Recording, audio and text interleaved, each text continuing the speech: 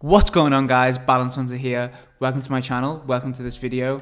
I'm so glad you're here. I think just being here puts you in a better position to live healthier, to live longer. In this video series, I will be summarizing the Lifespan podcast by David Sinclair and Matt LaPlante, and adding necessary information from other people in the space, experts in the space, where I think it's appropriate. The reason I'm doing this video series is just because I don't want anyone to miss out on any of this information, this important information that could change the course of your life. It could make you live 20 years longer in good health. I know in this modern world that so many things are competing for your attention. And if you don't have the time to read a book, or you don't have the time to listen to an hour podcast, I'm trying to condense these podcasts into 10 to 15 minute videos. And I'm trying to jam pack everything in there. So the science, the behaviors, the actionable steps that's going to help you to live a longer life. But of course, if you want to listen to an expert, go and listen to the podcast, go and read the book. They are brilliant. David says in the podcast that we're going to look back on this time and think that's when things changed. That's when we realized, that's when we understood how to slow down aging. There's no law for aging. We don't have to age. Bristle cone pines and other species, they live for thousands and thousands of years. Why do they do that? There's something that's going on in their system that's allowing them to do that. And now with this research, we're really understanding why we age and how we can combat this aging process. I've moved my desk up a bit. I've got a standing desk. Oh yeah, baby. I built it myself. In my last video, I spoke about the science behind why we age, the longevity genes. And I spoke about this principle. To age slower, we need to put our bodies into a state of perceived adversity. The state I'll be talking about mostly in this video is a fasted state. When we don't have food in our stomach, that signals to our system that we are under threat of survival. And that triggers these genes, now dubbed longevity genes. They get turned on and they put our body into a protection mode. And in this mode, we boost the body's defenses, and that better equips us to deal with disease. And generally, disease is how we die, right? There's no such thing as dying of old age. There's an accumulation of stress on the body as time goes on, and that can be from our environment. It can be from UV rays. It can be from X-rays. It can be from air pollution. The stress builds up in your body. It causes imbalances, DNA breaks, and you become more susceptible to get disease as you get older. And eventually you die from disease, but unfortunately it can be one that takes course over the 10 years, 20 years of your life. And David says, if we don't want our final years defined by sickness and frailty, and we want to live many years longer than we were destined to based on our genetics, we must change our epigenome. So what is our epigenome? That's a fabulous question. I'm glad you asked. Science 101, number 2. So firstly, before our epigenome, we have our genome. That's our genetics. That's based on our DNA. We get our DNA from our parents, 50% from each. Well, men actually get 51% from their mums, but anyway, certain parts of this DNA are called genes, and genes code for characteristics like having poor stamina or having clear skin. I know they're really random, but they're going to make sense why I've used those two examples in a second. So that's our genome, and then our epigenome, it sort of sits on top of that, and it marks it, it modifies it, it tells it what to do and where to do it. The analogy that David uses is there's a piano, and the keys are like the genes, and the pianist sits on the piano, and that's like the epigenome, the pianist, because he chooses how to play the keys. So our epigenome can be affected by our environment, and it can be affected by our behavior. And as our behavior greatly influences how we interact with our environment, it plays a huge role in epigenetics. UV rays can damage your skin, but if you change your behavior and you put SPF on, you protect your skin. But it goes a lot deeper than a kind of protection mechanism, because say you're born with poor stamina, like your genetics, you're not a natural middle distance to long distance runner. That's me. I have naturally more fast twitch fibers. I am fast at like over 100 meters, but I'm not a natural at running longer distances. In lockdown 2 years ago, I got really into running like 5Ks, and my original time, like when I started, I think I did it in like 27 minutes, and that was like pretty much the fastest I could do it. But over like 3 to 6 months, I don't know how long I was actually training for, I got it down to 21:59, which is like an okay 5K time, and that's a big difference. But what I did there is I changed my epigenome. By running, I put my body into this hypoxic state. It's a state with low oxygen, and that triggers these defense mechanisms, and it says, okay, we've got less oxygen, we need to create more mitochondria, so the next time that he's in this position where he needs to run and run and run, like if I'm running away from a lion, or if I'm running because I need to get food, these systems kick in, and as I gained more mitochondria and my lung capacity increased and all these things increased, I was able to run longer distances in shorter time periods. So I tweaked my genetics to maybe run as fast as someone who's a natural middle distance runner,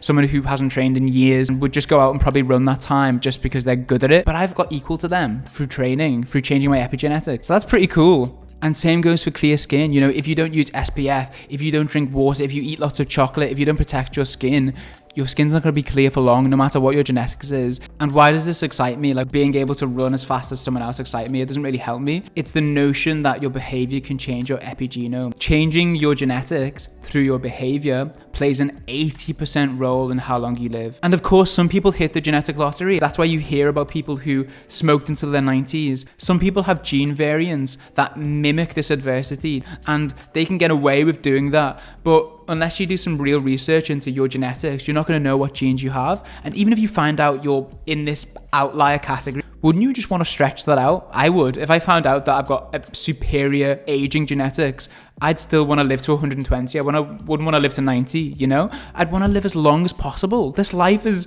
beautiful. Like, why would you not want to add another 20 years? My current age target is 105. I want to get to the 2100s, baby. But you know, it's up to you. If you'd rather smoke, if you'd rather drink a lot, you know, I'm not going to tell you what to do. These longevity genes, they're called longevity genes, but they can equally be called vitality genes because they repair the body, they make us feel better, and they make us healthier day to day. So we don't just live longer, our standard of living increases. Short-term bit of, you know, stress or pain, and then you live better generally. Anyway, let's truly get into the video. I've babbled on a bit, but you know, this science is important and these mechanisms are important. One way we can trigger these genes is by fasting. I didn't even realize that I put my cup on this book. That's an insult to the book. David Sinclair, I'm sorry. David says, after 25 years of researching aging and having read thousands of scientific papers, if there is one piece of advice I can offer, one surefire way to stay healthier longer, one thing you can do to maximize your lifespan right now, it's this: eat less often. There's been numerous animal studies that investigate the link between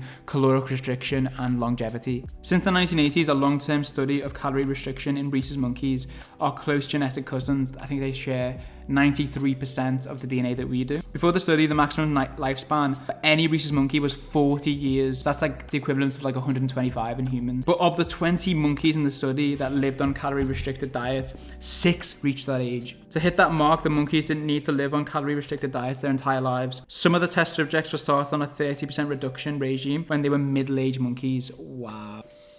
Hot in here. That's just one study on caloric restriction in animals, but there's so many. But if you look around the world at human populations as well, the evidence is there. Multiple groups around the world that practice fasting have longer lifespans. The Jains in India fast as part of their religion. Some fasts last 10 days, and Jains have the longest lifespan out of any religion in India. In Ikaria in Greece, dubbed the island where people forget to die, a third of the population lives past 90, and almost every old person is staunch Greek Orthodox. Why is this relevant? Well, the Greek Orthodox religion heavily practices fasting. Orthodox Christian holy books recommend a total of 180 to 200 days of fasting per year, and nothing happens in a vacuum. You know, I'm sure in Ikaria most people eat a Mediterranean diet, which is like the best diet you can eat. There's multiple factors, but if multiple groups around the world that practice some kind of fasting live longer, that's not a coincidence, because fasting kicks these genes in your body into gear, these longevity genes. So the question is, how do we fast for longevity? And there are 3 types of fasting techniques. Number 1 is periodic fasting. Number 2 is fasting for longer than 24 hours. And number 3 is a fast mimicking diet. All 3 of these produce a hormesis effect, and there's not evidence yet to say which one is superior to the other. But don't just stop this video and be like, okay, I can just decrease my calories, because that's not going to work. You need to put your body in adversity. If you just decrease your calories by 200, for example, you're going to get used to that, you're going to adapt to that, and then you're going to be back to the status quo. You don't want to be in a position where you're a little bit hungry all day. You want to use hunger to trigger mechanisms, to trigger these genes inside your body that's going to make your body stronger. The first one is periodic fasting. It's the classic 16-8. Fast for 16 hours. You don't eat any food, you only drink water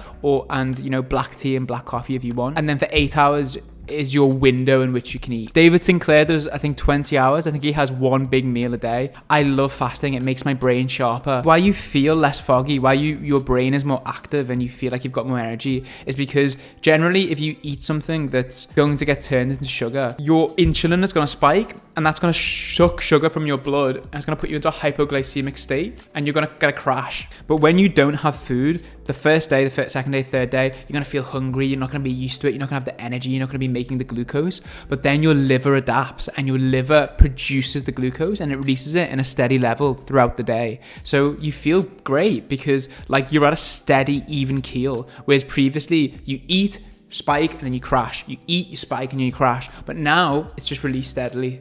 David Sinclair said it takes 2 weeks to develop this pattern, but also, you know, when you're hungry, those evolutionary kind of like instincts kick in. You know, you're hungry. You need to be alert to find food, to hunt, to forage. You need to exert energy in order to get food, to replenish yourself. And I used to think, is it psychosomatic? Because I've read about these evolutionary mechanisms. Am I tricking my brain into feeling like I'm more focused? Even when it's not in my brain, even when I haven't thought about that kind of stuff for a long time, I catch myself feeling more focused, feeling like my brain is on fire, and it's a great feeling. Everyone is different though. I've got friends that they feel like they can't focus, but every one of them friends have not done it for a sustained period. They haven't fasted 16/8 every day for like 2-3 weeks. So maybe they just need to jump over that hurdle. You know, everyone responds differently to different foods, and different foods spike people's insulin in different ways. So he recommends getting a glucose tracker. I've got a glucose tracker. Let me just get Freestyle Libre 2.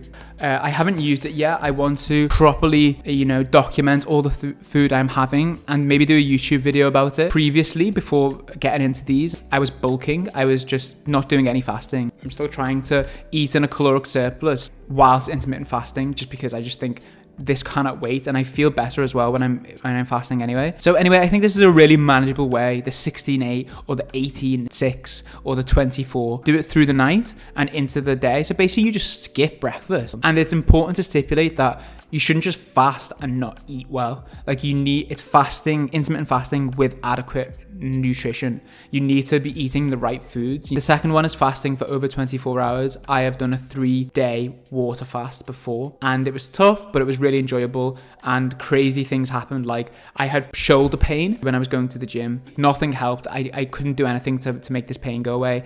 And after the 3-day fast, the pain went. And I tell people this and they're like, no, there must be some other factors. I'm telling you, that's what happened. And I think it's to do with this process of autophagy that happens. And I'm going to explain autophagy in a second.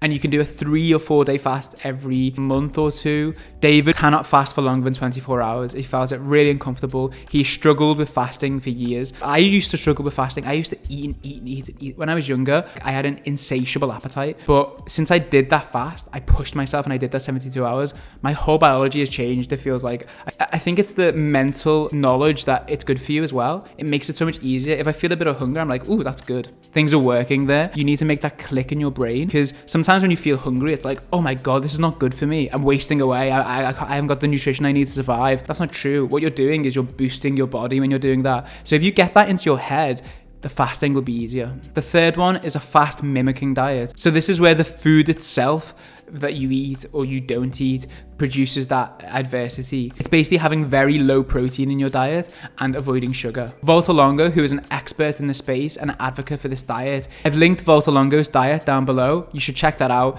It's thorough and it's very simple. It's like 7 steps, which include, you know, omega-3, low fat, low protein, low sugar. So none of this is going to be easy right from the off. You know, you need to try, you need to experiment, you need to see what works for your body.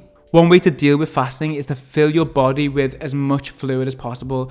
Black tea, black coffee all day. And if you're really, really struggling, you really need something, then have a little bit of nuts, because protein is satiating and you should be fine in 20 minutes. So this next part is for women. I was thinking about, well, what about fasting while you're pregnant or breastfeeding or on your period? And I did a bit of research and here's what I found. So from what I've read, it's advised to abstain from fast longer than 24 hours whilst on your period. This is because parts of the brain that regulates hormones, the hypothalamus, is affected when calories are restricted.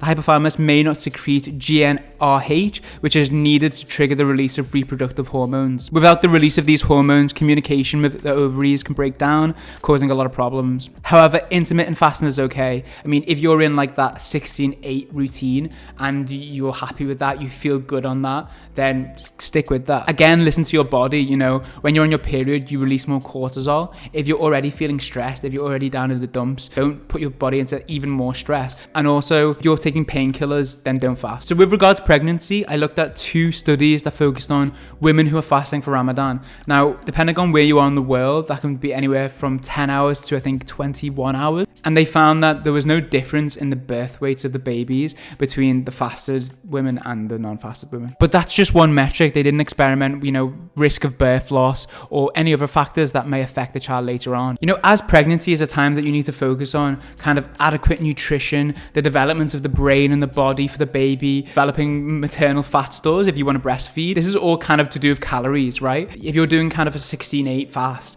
but you're still getting in the calories you need and the extra calories you need for your baby, which is like 300 more, if you can do that, and then you can carry on. But if you're struggling to fit even the calories in for you then it makes sense to maybe just hold off the 9 months. Breastfeeding is a similar story. If you can fit the calories and the fluids you need into that window. I have actually emailed David Sinclair about this, and let's see if he replies, and then I can let you guys know in the next video. Now let's get into the science behind what foods to eat, why you should eat them, why red meat and sugar is bad for you. I'm sorry about the difference and changes in light. There's been all kinds of problems with my SD card, saying that there's no memory on it when there is. So the reason why you don't want to eat red meat is because red meat has a lot of protein in it and a lot of amino acids. And what mTOR does, it detects these amino acids, especially branched chain amino acids. And when it detects it, it gets activated. And what you want to do is inhibit mTOR, because when you inhibit mTOR, it activates the process of autophagy. So autophagy is really important because it's the body's way of cleaning out damaged cells in order to regenerate healthier, newer cells. So what it will do is it will get all your proteins, all the senescent ones, the ones that are like zombie cells, the ones that aren't working, the ones that are damaged. It will get all of them and it will put them into a recycle bin, and it will recycle them, and new fresh proteins will come out. Doesn't that sound good? That's doing good things to your body. And this process seems to be very important in longevity. In fact, it's been good for prolonged vitality in every organism David has studied. Just by inhibiting mTOR alone in certain animals, lifespan has increased by 30%. So to trigger this cleansing mechanism, you should avoid meat and dairy, especially cured meat and processed meat. If you want to eat protein through meat, wild fish is the healthiest option because it has fatty acids and B12. You need to have periods in your body where you can down-regulate mTOR so that you can turn on this amazing life rejuvenating mechanism of autophagy. Now the next one is sugar. It seems obvious, but it's not just avoiding lollipops or cakes. It's avoiding foods that get converted easily into sugar, which includes white pasta, white rice, even fruits with a lot of fructose in it, like grapes and apples are not particularly good. An apple a day keeps the doctor away. If you eat apples, that's definitely low on the list of things that you shouldn't eat. The reason we want low sugar is because one of these other longevity genes, AMPK, is activated by low sugar. Also lots of sugar is really bad. It creates trachea-like deposits. It increases your chances of having type 2 diabetes. The third longevity gene is sirtuins, and that gets turned on by both low energy and low amino acids. The way that works is low energy turns on a gene called PNC1. PNC1 creates NAD, and NAD is the fuel for sirtuins. So now there's drugs coming onto the market, NAD boosters. So if you boost your NAD, you boost your sirtuins. There's a lot of drugs coming onto the market that's going to mimic fasted states or strenuous exercise states by activating these longevity genes in different ways. The best kind of diet is a Mediterranean type diet. It's a pesco-veg diet. So there was a study done on diets, scoring different diets on a scale of 0 to 1, 1 being the worst diet for longevity. So a carnivore diet scored number 1, sorry, Joe Rogan. Eating meat with some vegetables was a 0.92. A lacto-ovo diet, which is basically a vegetarian diet, it's like vegetables with some dairy, was 0.91. Vegans dropped way below, is a 0.85, and then the best is a pesco vegan, which is 0.81. If you're eating a vegan diet, completely fine. Eating no animals is, there's other reasons to do that as well. But, if you want to eat one type of protein from an animal source, then fish is the best because it has those fatty acids, those omega-3s, omega-6s, vitamin B12. These are all really good for you. So the Mediterranean diet focuses on vegetables, grains, a little fish, a little red wine if you fancy it, nothing processed, and also lots of olive oil, instead of fat. Don't use any fat or butter, just use olive oil to cook in, and because olive oil has oleic acid in, which activates sirtuins. There was a study that showed if you switch your diet from a Western to a Mediterranean diet, you reduce your all-cause mortality, your chance of dying on any given day by 31%. which is crazy. Also, the Okinawan diet is good too. Okinawa is an island in Japan. David practiced the Okinawan diet for like 10 years or something. So it's a plant-based, soy-based diet with some white fish. But you know, there's other fundamentals that go into the Okinawan way of life. They work until they're 90 or 100. They've got a great sense of community. No processed stuff. Not white pasta or white rice. Swap it for brown wholemeal pasta or brown rice. Very minimal animal protein. If you're going to have animal protein, have fish. Lots of vegetables, lots of olive oil and grains. Another one is iron. Don't have too much iron. You know, there's a lot of things here. So take in the main ones. But I just want to give you this bit of information on iron. So iron is of course needed. It's a major component of hemoglobin, but it can cause accelerated aging because ferrous ions lead to the production of free radicals that damages tissues and leads to the accumulation of senescent cells. Which, how this works is there's a superoxide ion which creates most of the oxidative stress in your body. The superoxide ion will be turned into hydrogen peroxide, which is the stuff you put on your hair to make it blonde. I've done that before. And then glutathione turns this peroxide into water, but with too much iron around, there won't be a chance to detoxify the peroxide and it will be turned into hydroxyl radical and goes on to damage DNA, RNA, lipids, proteins and drive aging and senescence. I used to supplement with iron because I had some tiredness, but I've realized now I get tired about 2 hours after I'd eat. I wasn't exercising enough. I wasn't boosting my mitochondria. Try and figure out why you're tired. Don't just supplement with iron because that's the first thing you hear. It's like, oh, you're tired. Oh, you haven't got enough iron. And of course, I am not a healthcare professional. Check with your doctor on what is best to do. Women need iron at certain times of the month as well. So this last little bit is about a phenomenon called xenohormesis. It's very interesting. It's basically about how eating plants that are stressed is good for you. The idea is we've evolved mechanisms to sense when our food supply, i.e. the plants we're eating, are stressed. And if the plants we are eating are stressed, that means they're in fear of their own survival. You know, there's not enough nutrients in the ground or water in the ground and they might die soon. That makes the plant stressed. In turn, those plants that are stressed activate these protective mechanisms inside of us. And that puts you in like one of those fasted or strenuous exercise states. I think that's crazy. Plants have sirtuins the same as we do. And they make these polyphenols in order to survive when they're running out of water and nutrients or preyed upon. But now modern plants are grown as quickly as possible in the best conditions with fertilizer, meaning they are never stressed. So organically grown vegetables are better because they're probably more stressed, right? And also they don't have pesticides on it. I'm going to link a list of the dirty dozen, which is vegetables which generally have a lot of pesticides on them. Try and go organic. I know it's expensive, but if you can't go organic, then eat vegetables that don't necessarily have a lot of pesticides on them. Foods that are intentionally stressed, like red wine, has resveratrol in it, and resveratrol is good for aging. You need to have like 500 glasses of wine to get a decent amount of resveratrol. So don't start chugging red wine. But if you're gonna have one alcoholic drink, you know, Pinot Noir, got a bit of resveratrol in it. So that's it, guys. That's it. It feels like I've been filming all day, but I haven't. The light has certainly changed. Ooh. So in summary, fast for 16 hours multiple times a week, or try one of the alternative fasting methods. When you do eat, avoid foods that get easily converted into sugar. Reduce your meat intake, especially red meat and processed meats. If you want to know what foods to eat, look to the Mediterranean diet and just eat lots of vegetables. Try and make them organic. Avoid vegetables with pesticides in it, and have a bit of red wine. Relax, baby. I'm thrilled to be talking about this, and this isn't the main theme of my channel. I just don't want to condense information that's not my own. I want to think about life, and that's the main content, but I just have to do these videos because I just think if anyone adopts this through seeing one of my videos, I would be so happy. I may as well. So the notes on this Notion page is because I just wanted to remember it, and now I'm just telling you about it. I hope you enjoyed the video, guys, and I hope you adopt some of these behaviors. Try and fast. Oh my God, it's been one of the most life-changing things, honestly. Fasting and dopamine detoxing. Ooh. Those two have been big for my life. Have a good one and see you again.